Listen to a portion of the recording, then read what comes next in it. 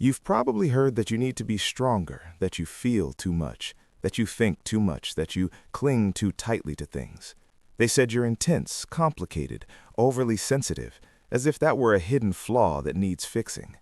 Maybe you learned early on to swallow your feelings, to keep functioning, to smile when something inside was already heavy. And over time, ignoring your emotions became a survival skill. If you did this, it wasn't because you failed as a person. It was because they misinterpreted who you are, and you believed you needed to adjust to fit in. There's a quiet relief when someone finally says it out loud. The problem was never that you felt too much.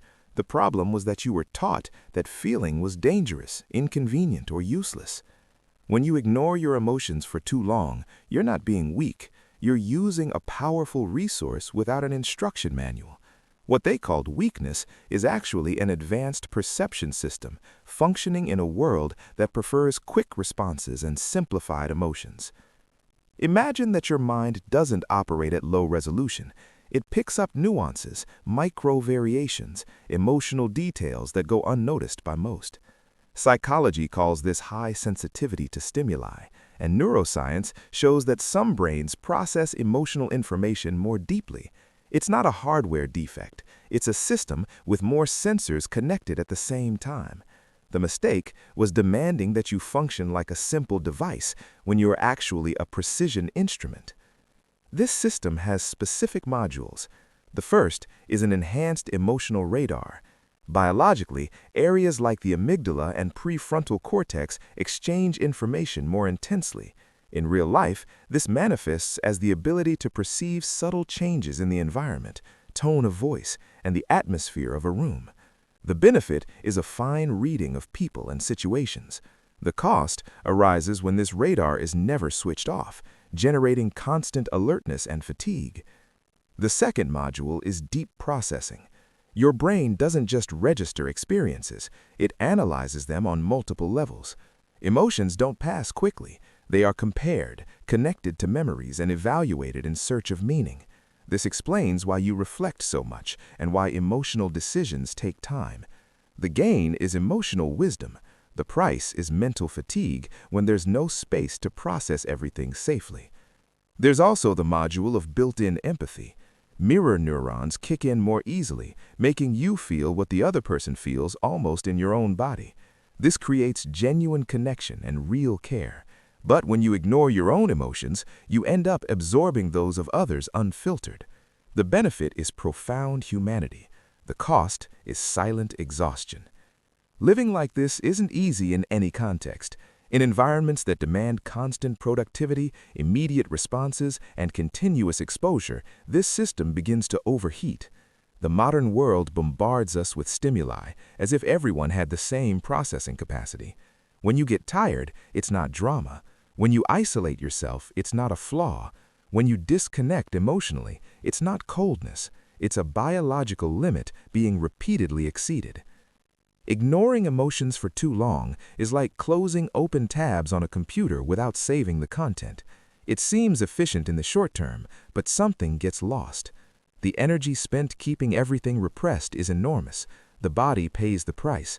Chronic tension, diffuse anxiety, and a feeling of emptiness arise not because you are broken, but because your system has been forced to operate without adequate breaks. If this trait were useless, evolution would have already discarded it. It remained because human groups have always needed people capable of perceiving dangers before they became obvious, of reading hidden emotions, of anticipating conflicts, and of creating sensitive strategies. These people were healers, counselors, artists, silent leaders. They saw what was yet to be named. The world moves forward thanks to those who sense it first. There's a collective role to play in this.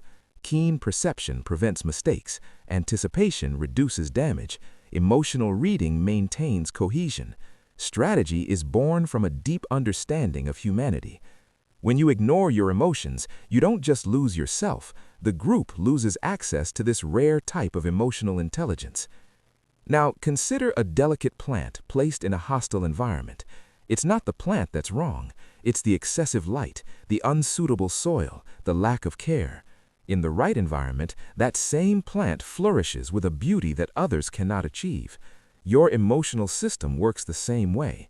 In the right place, with protection and respect, it reaches an impressive potential. Taking care of this doesn't mean fixing who you are. It means adjusting the environment, the boundaries, the rhythm. Silence isn't escape, it's maintenance. Boundaries aren't walls, they're intelligent filters. Protecting your system is an act of lucidity, not selfishness. You don't need to become less sensitive. You need to stop hurting yourself trying to be someone you've never been. When emotions are ignored for too long, they don't disappear. They change form. The brain seeks alternative routes to discharge what couldn't be consciously felt. Sometimes this manifests as irritation without a clear cause. Other times as tiredness that rest doesn't resolve. The nervous system learns to operate in energy-saving mode, reducing vitality to avoid overload. It's not a lack of gratitude for life, it's automatic self-protection. There's also an impact on how you relate to time. Repressed emotions remain as processes running in the background, consuming invisible resources. This is why the present can seem distant and the future heavy.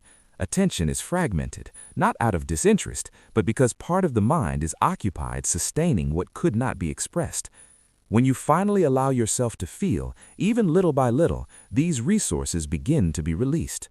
Science shows that recognized emotions tend to regulate themselves more efficiently. Naming what is happening activates brain areas that help integrate sensation and thought.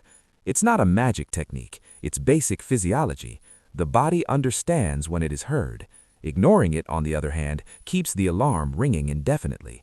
Listening creates the possibility of fine-tuning, like calibrating a sensitive instrument. This requires choices that aren't always popular. Less exposure, more depth. Less noise, more intention. When you stop ignoring your emotions, the intensity doesn't increase, it organizes itself. What once seemed like chaos begins to make sense.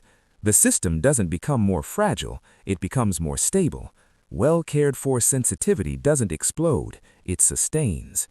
This kind of self-care doesn't have a single format. It's built over time through small internal permissions.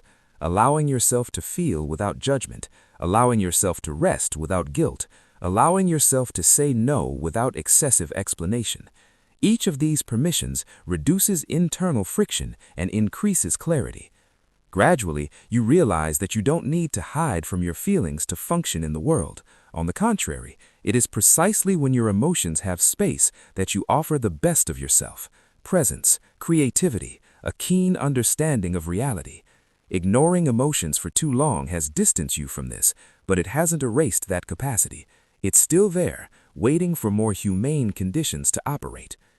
Perhaps while listening to this, you remembered how many times you swallowed your feelings to avoid bothering others, how many times you moved on ignoring clear signs of exhaustion. If this resonated with you, perhaps it's worth continuing this reflection with me. Here, we continue exploring these invisible layers that shape who we are. Subscribe to the channel and stick around. Some conversations need time to mature.